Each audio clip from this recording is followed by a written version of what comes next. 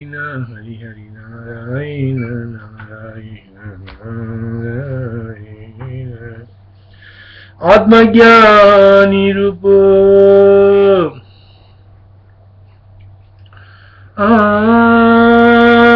श्री राम जय राम, श्री राम जय राम, जय जय राम। भद्रा जिस महामति को इस स्थिति में उसमें युक्ति बताते हैं। इस स्थिति में सृष्टि व प्रलय दोनों अवस्थाओं में जैसे ईश्वर को कोई हानि या लाभ नहीं होता, वैसे इच्छा या अनिच्छा दोनों अवस्थाओं में तत्वज्ञ को कोई हानि या लाभ नहीं होता। एक कहते हैं श्री राम जी, इच्छा हो या अनिच्छा हो, सृष्टि हो या प्रलय हो, इससे यहाँ किसी की कुछ भी क्षति या है या न कुछ फल है। इच्छा अनिच्छा सत असत भाव तथा सुख दुख के सब कल्पनाएं उस तत्ववेत्ता के स्वरूप उचित आकाश में कुछ हो ही नहीं सकती। इच्छा अनिच्छा सत असत भाव तथा सुख दुख ये सब कल्पनाएं उस तत्ववेत्ता के स्वरूप उचित आकाश में कुछ हो ही नहीं सकती। इच्छा नीचे सदसदे भावा भावो सुखा सुखे इत्यत्र कलनाम्योनि संभवन्ति न काशः। बद्ध जिस महामति को दिन पर दिन समस्त इच्छाओं की कमी होती जाती है, विवेक सम से संतुष्ट उस महामति को ही तत्वज्ञ लोग मोक्ष भागी कहते हैं। जिस महामति को दिन पर दिन समस्त इच्छाओं की कमी होती जाती है, विवेक और समझ से संतुष्ट उस महामति को ही तत्वज्ञ लोग मोक्ष भागी कहते हैं। इच्छानां तांडवं यस्य दीनानुदिनमागतम् विवेक समतृप्तस्य तमाहुर्मोक्षभागिनम्।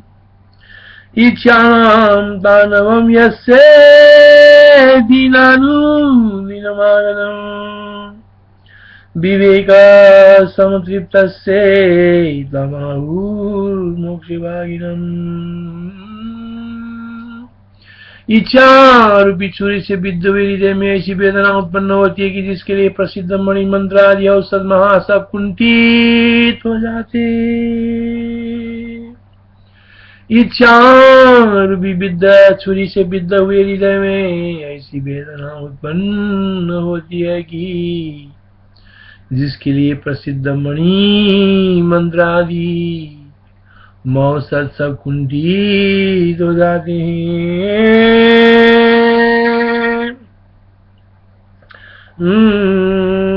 इच्छा रूप छुरी से हृदय को वेदित होने पर काम क्रोध आदि वेदना रूप सूल प्रवृत्त होता है, जिस सूल के निमित्त करने में लोक प्रसिद्ध मणि मंत्र औषध आदि सब निश्चल हो जाते हैं।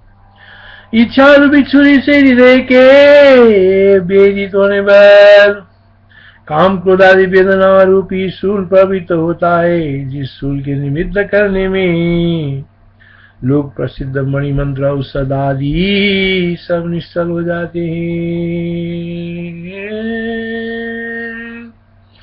इच्छा रूपी छुरी से विद्ध हुए हृदय में ऐसी वेदना उत्पन्न होती है कि जिसके लिए प्रसिद्ध मणि मंत्र आदि और महा औषध सब कुंठित हो जाते हैं।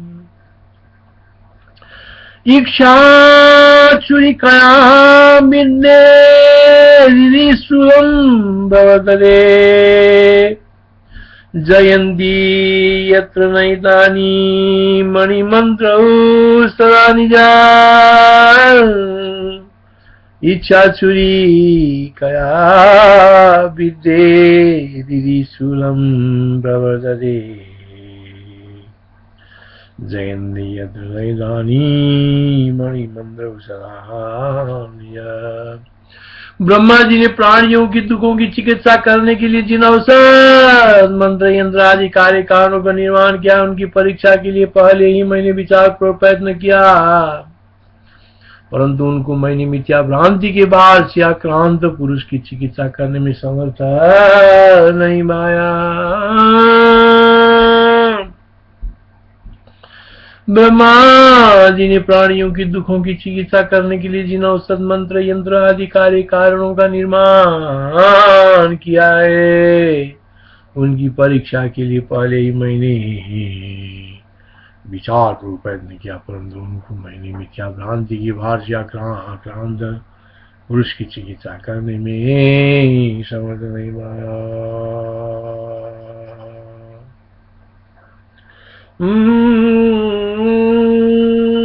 विराट ने जिन मणि मंत्र औषध आदि को जीव को चिकित्सा के लिए रचा है, उनको मिथ्या भ्रम से पूर्ण पुरुष को उन जीव की चिकित्सा के लिए रचा है, लेकिन उनको मिथ्या भ्रम से पूर्ण पुरुष है उसकी चिकित्सा के समर्थ में नहीं देखता, क्योंकि पूर्व ही उनकी परीक्षा कर चुका हूं। ब्रह्मा जी ने प्राणियों की दुखों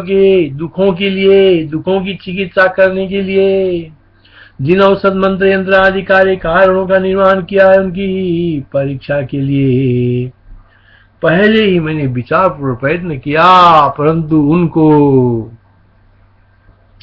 जो मिथ्या भ्रांति की भार से आक्रांत है, ऐसे पुरुष की चिकित्सा करने में समर्थ नहीं माया।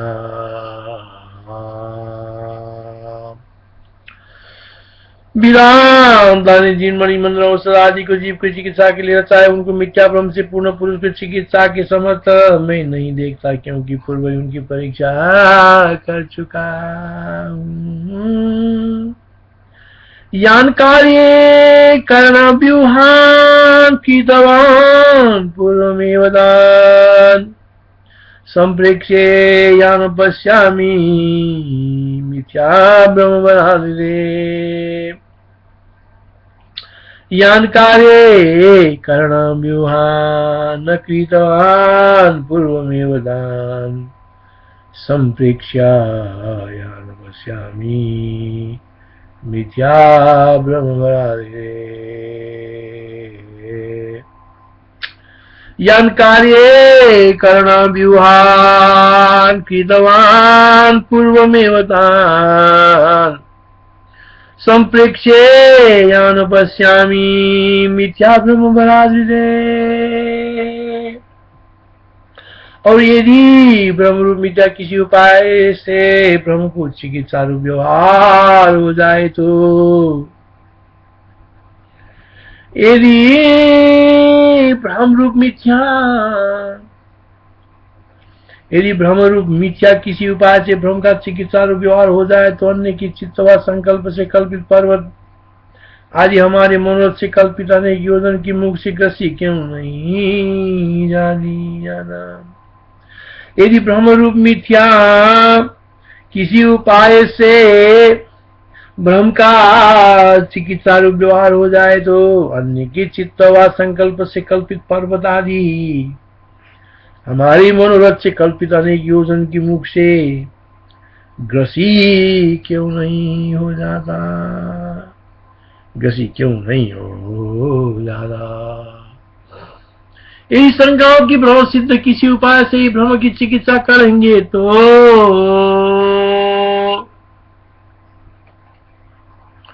इस पर कहते हैं, यदि यह कहिए कि भ्रांत सिद्ध यानी हमारी भ्रांति से सिद्धा वस्तु रूप किसी उपाय से हमने भ्रांति सिद्ध दुख आदि का निवारण आदि व्यवहार हम कर लेंगे, तो इस पर हमारा यही उत्तर है कि हम लोगों के मनोरथ से सिद्ध अत्यंत विस्तृत मुख से दूसरे के स्वप्न से सिद्ध विस्तृत पर्वत क्यों नहीं निगला जाता। यदि शंकाओं की ब्रह्म सिद्ध किसी उपाय से ही ब्रह्म की चिकित्सा करेंगे, तो इस पर कहते हैं, यदि यहाँ कहिए कि भ्रांति सिद्ध यानी हमारी भ्रांति से सिद्ध वस्तु रूप किसी उपाय से अन्य भ्रांति सिद्ध दुख आदि का निवारण यदि व्यवहार हम कर लेंगे, ब्रह्म जिंदगी उपाय से ही ब्रह्म की चिकित्सा करेंगे, तो इस पर कहते हैं, यदि ये कहिए कि भ्रांति सिद्ध यानी हमारी भ्रांति सिद्ध वस्तु रूप किसी उपाय से अन्य भ्रांति सिद्ध दुख आदि का निवारण यदि व्यवहार हम कर लेंगे, तो इस पर हमारी ये उत्तर है कि हम लोगों के मनुष्य सिद्ध अत्यंत विस्तृत मुख से दूसरे के स्वप्न में सिद्ध विस्तृत पर्वत क्यों नहीं निकला जाता।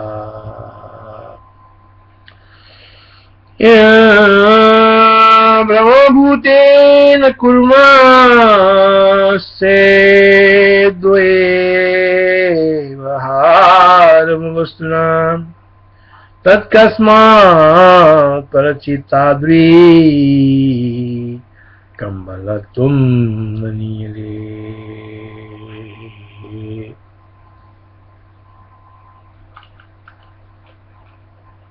भ्रांति सिद्ध वस्तु असल में असत होने के कारण पारमार्थिक दुख निवारण में सामर्थ्य नहीं रखती। भ्रांति सिद्ध वस्तु असल में अवस्था सत होने के कारण पारमार्थिक दुख निवारण में सामर्थ्य नहीं रखती। यह कहते हैं इसका विचार मात्र से विनाश हो जाता है। इसी भ्रांति सिद्ध असत पदार्थ से यदि व्यवहार मान ले तो खरगोश के सींग से आकाश क्यों नहीं आच्छादित होता। इससे तत्व ज्ञानाभिव्यक्त पारमार्थिक ब्रह्म ही सर्वविध भ्रमों का निवारण का उपाय है, दूसरा नहीं। यह भावे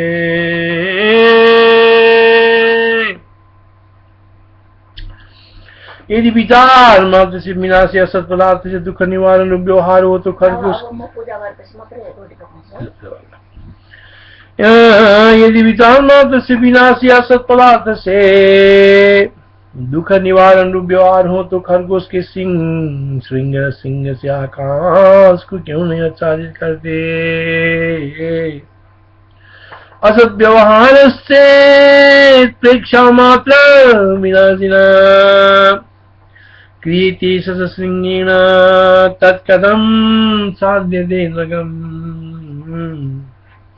असत व्यवहारस्य प्रेक्षा मात्र विनाशिना क्रियते सतसिंहेन तत्कथं साध्यते नगम्। यदि विचार मात्र से विनाशी असत दुख निवारण रूप व्यवहार हो तो खरगोश के सिंह से आकाश को क्यों नहीं आच्छादित करते। जैसे अधिक शीत से जल क्षण में ही पाषाण रूपता को प्राप्त हो जाता है, जैसे अधिक शीत से जल क्षण में ही पाषाण रूपता को प्राप्त हो जाता है, ऐसे चिदाकाश जैसे अधिक शीत से जल क्षण में पाषाण रूपता को प्राप्त होता है, ऐसे चिदाकाश देहादि में अहमता के अभिमान से चिदाकाश देहादि में अहमता के अभिमान से मन रूप से व्याकार में प्रकट होता है। जैसे अधिक शीत से जल क्षण में पाषाण रूपता को प्राप्त होता है, ऐसे ही चिदाकाश देहादि में अहमता के अभिमान से मन रूप व्यवहार में प्रकट होता है।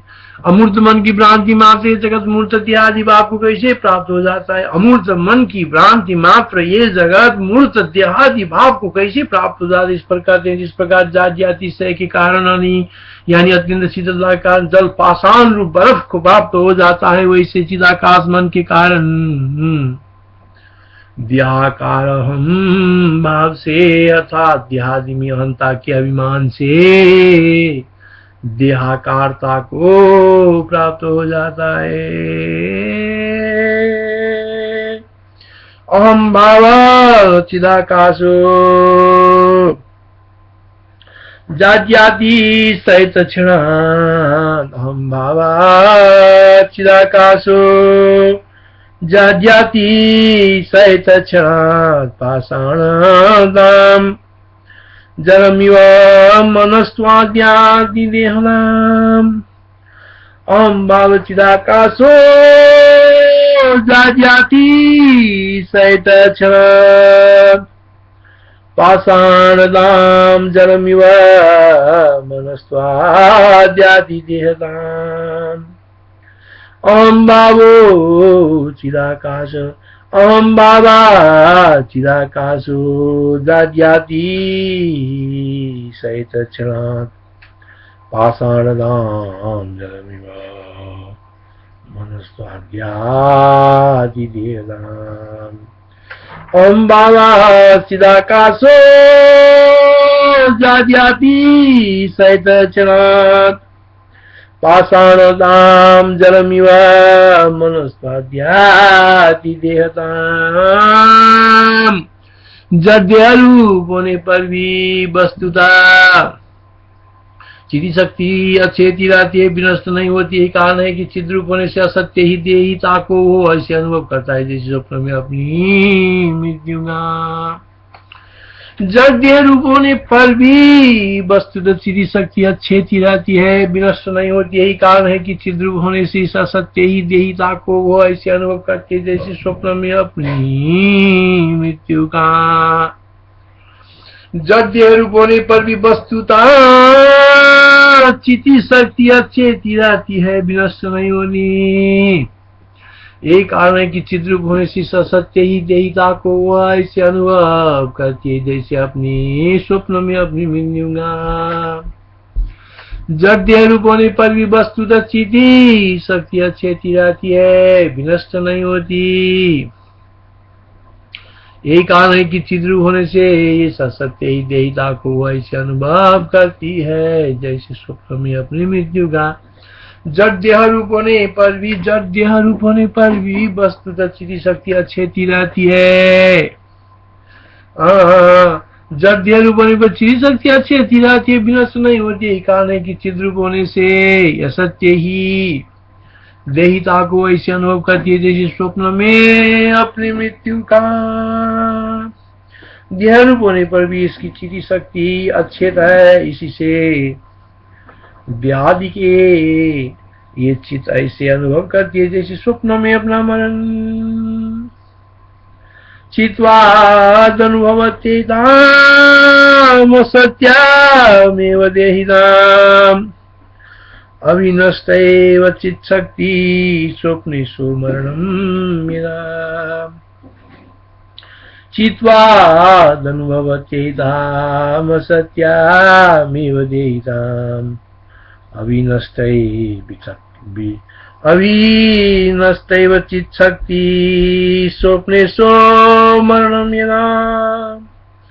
चित्वादनुभवाते ताम सत्यामेव देहिनाम् अविनष्टैव चित्शक्ति स्वप्नेषु मरणं यदा। जड्य रूप होने पर भी वस्तुतः चिति शक्ति अच्छेती रहती है, विनष्ट नहीं होती। यही कारण है कि चिद रूप होने से इसे ऐसा सत्य ही देहिता को ऐसे अनुभव करती है जैसे स्वप्न में अपनी मृत्यु का।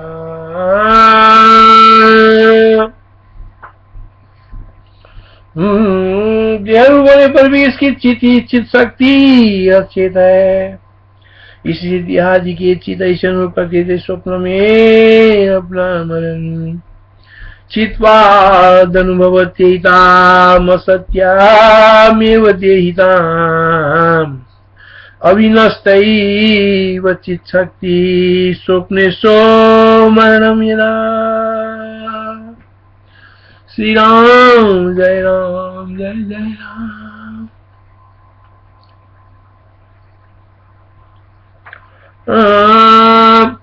प्रातिभाषिक जड़ता के अस्तित्व प्रतिभास के अधीन है, इसलिए प्रातिभाषिक जड़ता निर्वचनीय है या कहते हैं। प्रातिभाषिक जड़ता का अस्तित्व प्रातिभास के अधीन है, इसलिए प्रातिभाषिक जड़ता निर्वचनीय कहते हैं। जैसे आकाश में नीलत्व अवस्तु रूप होने से असत है, प्रतिभास के कारण सत्य सा वास्ता है, परंतु वस्तुतः सत्य ही नहीं है। वैसे ही इस परमात्मा में ये सृष्टि सत्य सी भासती है, वस्तुतः वो न तो सत्य है और न सत्य है, किंतु अनिर्वचनीय है। प्रातिभाषिक जड़ता का अस्तित्व प्रातिभास के अधीन है, इसलिए प्रातिभाषिक जड़ता निर्वचनीय है कहते हैं। जैसे आकाश में नीलत्व वस्तु रूप होने से असत है, प्रातिभास के कारण सत्य सा वास्ता है, परंतु वस्तुतः सत्य ही नहीं है। वैसे इस परमात्मा में ये सृष्टि सत्य सी भासती है, वस्तुतः वो न तो सत्य है और न सत्य है, किंतु अनिर्वचनीय है। श्री राम जय राम जय जय राम। श्री राम जय राम जय जय राम। श्री राम जय जय राम। जैसे आकाश में नीलता वस्तु होने से असत है, अनुभव से सत्य भी नहीं है किंतु अनिर्वचनीय है, ऐसे ही परमात्मा में सृष्टि भी असत न सत और असन्मय है, वैसे ही परमात्मा में ये सृष्टि भी न सत है और न असन्मय है, न सत है और असन्मय और असन्मय।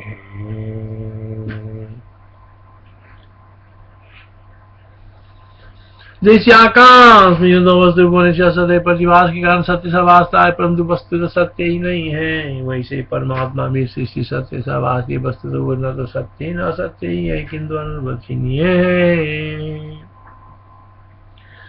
व्योम्या सत्यम वस्तुत्वा सत्यं चानुभवाद्यता नीलत्वं तद्वदीशेऽस्मिन् सर्गो नासन् न सन्मये। व्योम्ना सत्यम वस्तुत्वा सत्यं चानुभवाद्यता नीलत्वं तद्वदीशेऽस्मिन् सर्गो नासन् न सन्मये। यही कारण है कि जगत और ब्रह्म सत्ता के एक रूप होने से इन दोनों में कोई भेद नहीं है। कहते हैं जैसे आकाश और सुनिता में एवं जैसे स्पंदन और वायु में कोई भेद नहीं है, वैसे ही एक रूप ब्रह्म और सृष्टि में भी कोई भेद नहीं है। यही कारण है कि जगत और ब्रह्म सत्ता के एक रूप होने से इन दोनों में कोई भेद नहीं है। यही कारण है कि जगत और ब्रह्म सत्ता के एक रूप होने से इन दोनों में कोई भेद नहीं है। जैसे आकाश और शून्यता में, जैसे स्पंदन और वायु में कोई भेद नहीं, वैसे एक रूप ब्रह्म और सृष्टि में भी कोई भेद नहीं है। जैसे यदा शून्यत्व नवा सूर्य यदा स्पंदन वस्तुतो भेदो नस्ति तदा सर्गा ब्रह्मणोरेकरूपयो यदा शून्यत्वो नव सूर्य यथा स्पंदन वस्तुतो भेदो नास्ति तथा सर्गा ब्रह्मणोरेकरूपया यदा शून्यत्वो नव सूर्यो यथा स्पंदन वस्तुतो भेदो नास्ति तथा सर्ग ब्रह्मणोरेकरूपयो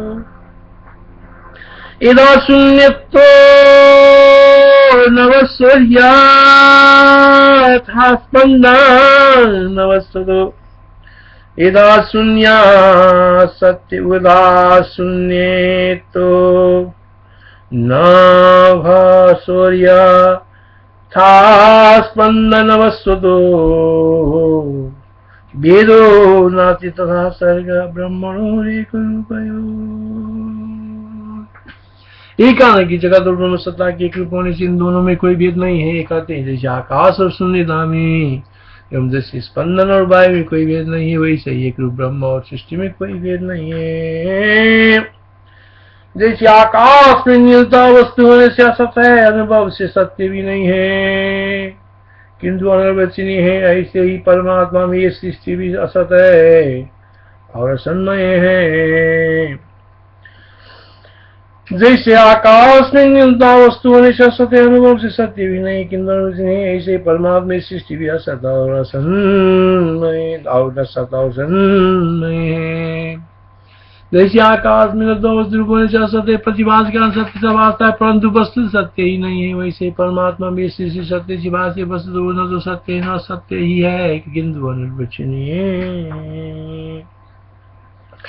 व्योम्ना सत्यम वस्तु सत्याम जानुभवाद्यता नीलत्वं तद्वदीशेऽस्मिन् सर्गो नासन् न सन्मये। जैसे आकाश और शून्यता में, जैसे स्पंदन और वायु में कोई भेद नहीं है, वैसे एक रूप ब्रह्म और सृष्टि में कोई भेद नहीं है। कारण है कि जगत और ब्रह्म सत्ता के एक रूप होने से इन दोनों में कोई भेद नहीं है। कहते हैं यदा शून्यतु नवशौर्या यथा स्पन्दनवसतु वेदो नास्ति तदा सर्ग ब्रह्मणो एकरूपयो।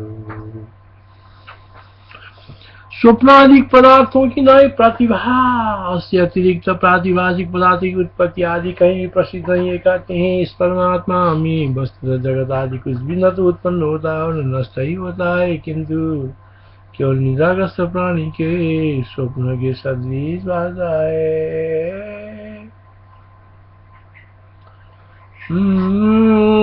स्वप्नादिक पदार्थ की नई प्रतिभा से अतिरिक्त प्रातिभाषिक पदार्थों की उत्पत्ति आदि कहीं भी प्रसिद्ध नहीं है। ये कहते हैं इस परमात्मा में वस्तु जगत आदि कुछ भी न तो उत्पन्न होता है न नष्ट ही होता है, किंतु केवल निद्राग्रस्त प्राणी के स्वप्न की सदृश भासता है। इस परमात्मा में जगत आदि यथार्थ में न उत्पन्न हुआ और न नष्ट हो, किंतु निद्राग्रस्त प्राणी के स्वप्न की तुल्य भासता है। निह संजायते किंचित् जगदादि न नश्यति स्वप्ने निद्रागतस्यैव केवलं प्रतिभासते। निह संजायते किंचित् जगदादि न नश्यति स्वप्ने निद्रागतस्यैव केवलं प्रतिभासते। इसलिए इसके त्याग और ग्रहण में मनुष्य को अभिनिवेश रखना युक्त नहीं है। ये कहते हैं चिदाकाश में पृथ्वी आदि के अभिनिवेश तथा सृष्टि के एकमात्र प्रतिभा स्वरूप सिद्ध होने पर मनुष्यों को उसके त्याग और ग्रहण में बड़ा बड़ा कौन सा आग्रह है। इसलिए इसके त्याग और ग्रहण में मनुष्य को अभिनिवेश रखना युक्त नहीं है। कहते हैं चिदाकाश में पृथ्वी आदि के अविद्यमान रहस्य सृष्टि के एकमात्र प्रतिभा स्वरूप सिद्ध होने पर मनुष्य को उसके त्याग और ग्रहण में बड़ा कौन सा आग्रह है। त्याग और ग्रहण में मनुष्य को अनिवेश रखना युक्त नहीं है। ये कहते हैं चिदाकाश में पृथ्वी आदि के अविद्यमान रहस्य सृष्टि के एकमात्र प्रतिभा स्वरूप सिद्ध होने पर मनुष्य को उसके त्याग और ग्रहण में भला कौन सा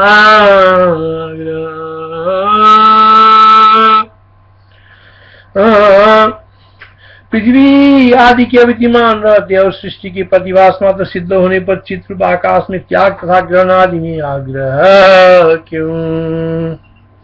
अविद्ये मानी पृथिव्यादौ प्रतिभा मात्र रूपिणी सर्गे कवि संभ्रम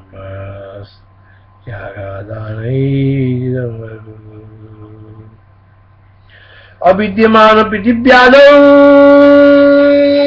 प्रतिभा मात्र रूपिणी सर्गे कैव संरंभ त्यागादानै सिदंबरे अविद्ये मानि पृथिव्यादौ प्रतिभा मात्र रूपिणी सर्गे कैव संरंभ त्यागादानै सिदंबरे।